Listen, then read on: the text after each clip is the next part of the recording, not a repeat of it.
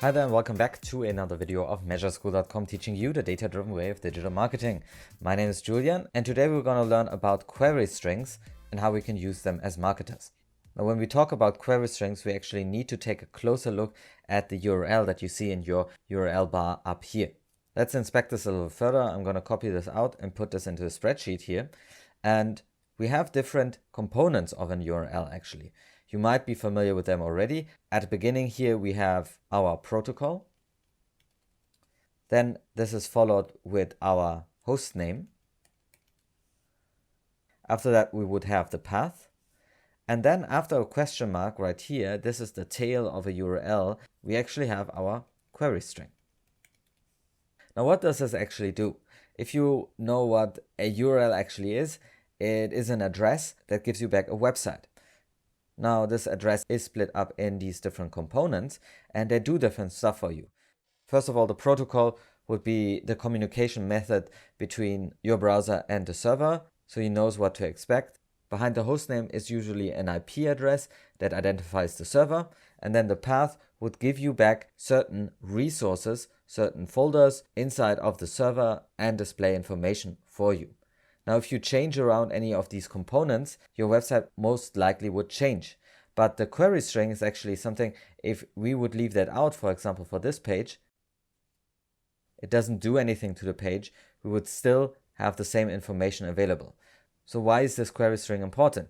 Well, it actually transfers different information that might not be relevant for the server side, but for other tools. In our case, that would be Google Analytics.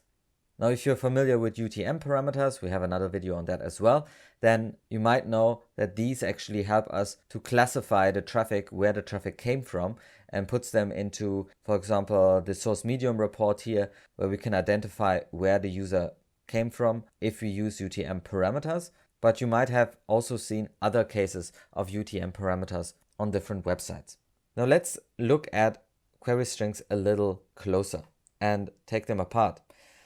So first of all, let's copy this URL and go into our second sheet here, our query string. Now this is our URL, the query string, as we already said, is actually just this part after the question mark. So let's put that in here, make this a little bit bigger. And inside of this query string, we have an identifier where the query string actually starts, and that's the question mark. Then we have connectors in there, and these connect our different key value pairs. These are usually marked by the and sign. And then we have key value pairs, and this is the information that actually is encoded in this query string.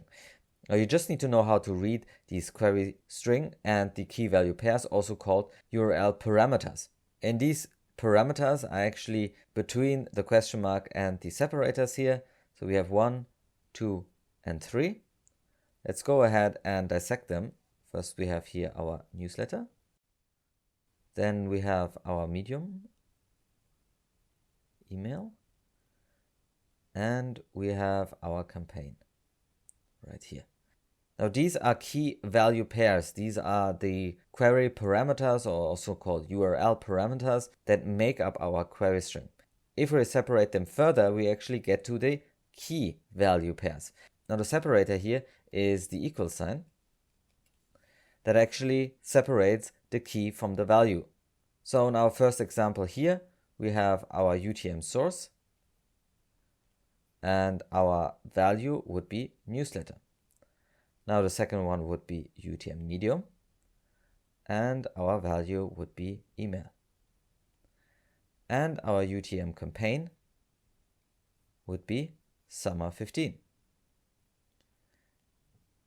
Now this is the information that is actually encoded inside of our query string. You just need to know how to read them. There are a few rules, but once you understand how you can take this apart, you get to the key value pairs and the information that Google Analytics can actually read. Because as you might know, in our all traffic report, we have our source medium, and this is a category that we can classify our traffic in. And now we are telling Google Analytics explicitly where we want to classify this traffic in. So our UTM source should be newsletter, our medium should be email, and our campaign should be summer 15. Now we can try this all out. This information is in here.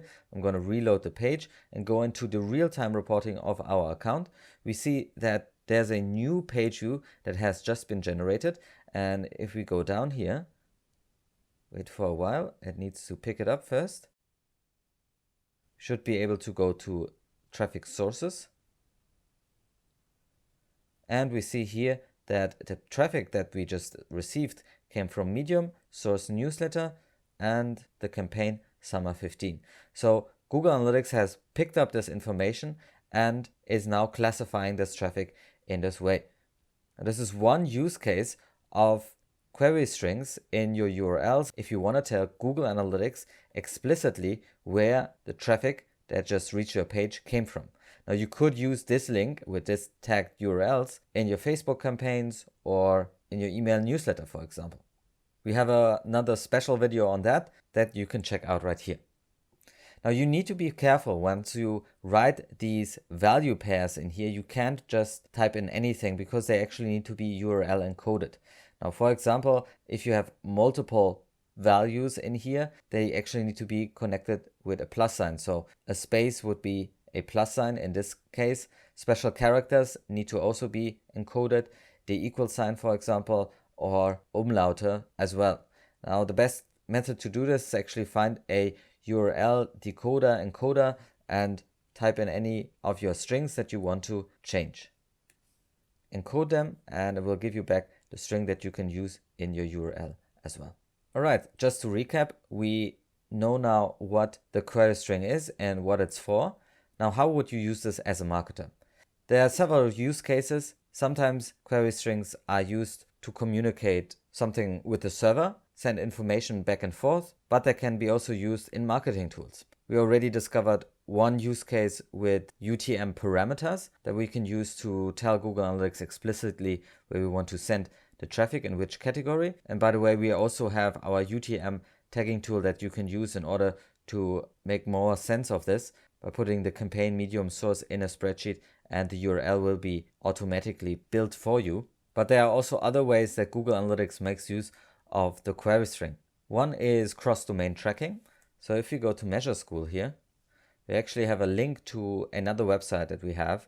And if I click on this login link here, then there is a query string attached with this huge number at the end, which actually tells our Google Analytics on our second website, which is a different domain here, that's measure.school, that we just came from our first property and we would like to stitch both of these sessions together.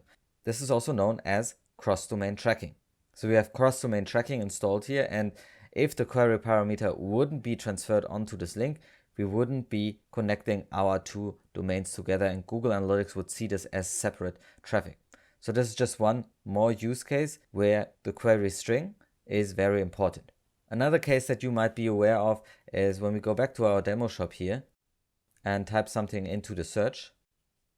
We actually have a query string here with the S and equal sign and then woo, which is the value of this S key, which resembles our search. Now in this case, our search actually communicates an important value to our server, and he alters the results and the content down here.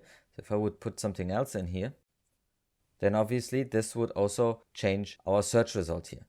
But we can use this in Google Analytics as well, because there's actually a report in the behavior section called site search. Now, how does that get filled? We just need to give Google Analytics our key of our query string right here. So in our case, that would be S. We could then go into our admin section and say that we have identified under the view settings our site search right here, query parameter, and we can type in our S in order for Google Analytics to fill our reports correctly. So again, here we use the query string to identify our search results.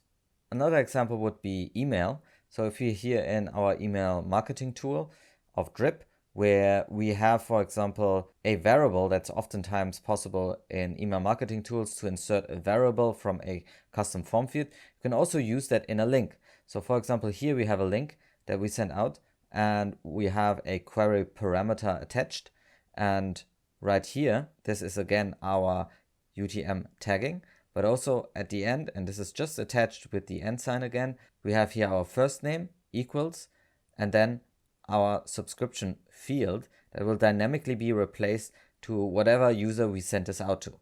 Now, once the user gets the email right here, he would obviously get this replaced with the variable, and the link as well would then feature a replaced value right here from Julian. Now this could then be picked up and, for example, forwarded on to a contact us field right here that would be automatically filled. We have another video on this as well. Now these are just a few use cases how you can use query parameters. It really depends on the tools and the methods that you want to use them in. I think to understand query parameters and query strings is very important as a marketer in order to be able to see what information gets sent back and forth and how to manipulate these query strings for your own marketing efforts. Alright, so did you like this video? Then don't hesitate, give us a thumbs up, and if you want to see more, then you can go over to the next video over there or subscribe to our channel right over there, because we will bring you new videos just like this one every week.